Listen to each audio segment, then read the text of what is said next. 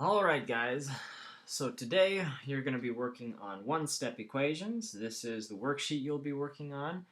Teacher, if you haven't passed this out yet, please go ahead and do that so the students can have this worksheet in front of them. We're going to go through number one together, okay? So if you need to pause it, go ahead and pause it while you pass that out. Now, number one. We have 26 equals 8 plus v. Now remember, the equal sign means that both sides are the same. That means this is 26, this equals 26. So another way I could think of this is 8 plus what number equals 26? I'm going to think of it like that. Now, there's a couple ways I could do this. I could count up from 8 until I get to 26, but there's an easier way to do this. If I take away 8 from this side, look what I'm left with. I only have v left over. So, but think about if I had a scale and these two sides I said are equal, so this, let's say, is 26 pounds, and this is 8 pounds plus a box, which is a V, or a box that has some unknown weight. We don't know how much is in the V, but we know we have 8 pounds and some other amount. We don't know how much it weighs, though.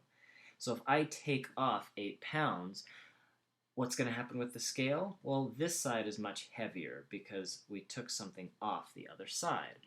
So, since we took something off the other side, to keep it equal, we would have to subtract the same amount from the other side.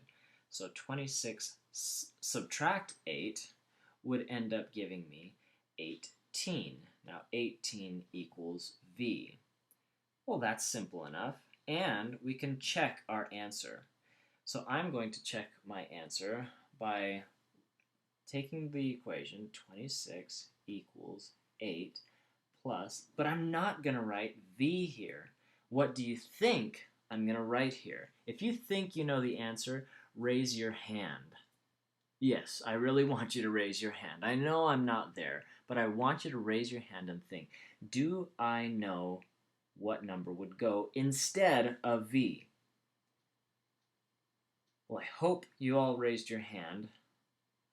18 is the number that should go there because we found out it should be there. So let's check this. Plug in 8 plus 18 into your calculator. If it equals 26, we are correct. If it did not, we got to start over. Well, 8 plus 18, hey, perfect. It ends up being 26, so we know we did this right. Let's go to number 2. I have 3 plus p equals 8. Now remember, again, this is equal to this. So whatever this value is, it's equal to 8. So 3 plus what number would give me 8? Well, a lot of you guys already know the answer. It would be 5. But let's say I didn't know how to do that in my head. Okay, so starting over. Let's say I didn't know how to do that in my head. I want you to get used to doing this. If I subtract 3 from this side, that takes the 3 away. But now, is it equal? Is it equal? No, it's not equal because if I take 3 away from one side, it's no longer the same on the other. So I have to take away 3 on the other side. So p equals 5. Well, that's the same answer we got before. And we can check it by putting 3 plus, but instead of p, we can put our 5 in. And does it equal 8? Yes, we know we did it right. Number 3. Now I have 15 plus b equals 23. Same question as before. This equals means these two sides are the same, meaning they have the same value. So if I subtract 15 from this side and I subtract 15 from this side, then I end up with b equals, let's see, 23, take away 8, right? So b equals 8. Well, I'm going to check my answer by putting in 15 plus, and instead of b, I'm going to put 8 equals 23. Now, is that true? Yes, it is. I did the problem right. Now, look at this one. I have negative 15 or minus 15. Negative and minus are the same thing. Plus n equals 9. So, if I solve this, I would want to get n by itself. I want my answer to say n equals something, right? Well, notice which side this is on and which side that is on. Which one is with the n? Hopefully somebody answered, but probably not. Everyone's sitting there quiet. Anyway. But the negative 15 is with the n. So, to solve this, I would add the 15. Add 15 to both sides to keep it equal, right? Because it says they're equal. So if I add 15 on one side, I have to do it to the other.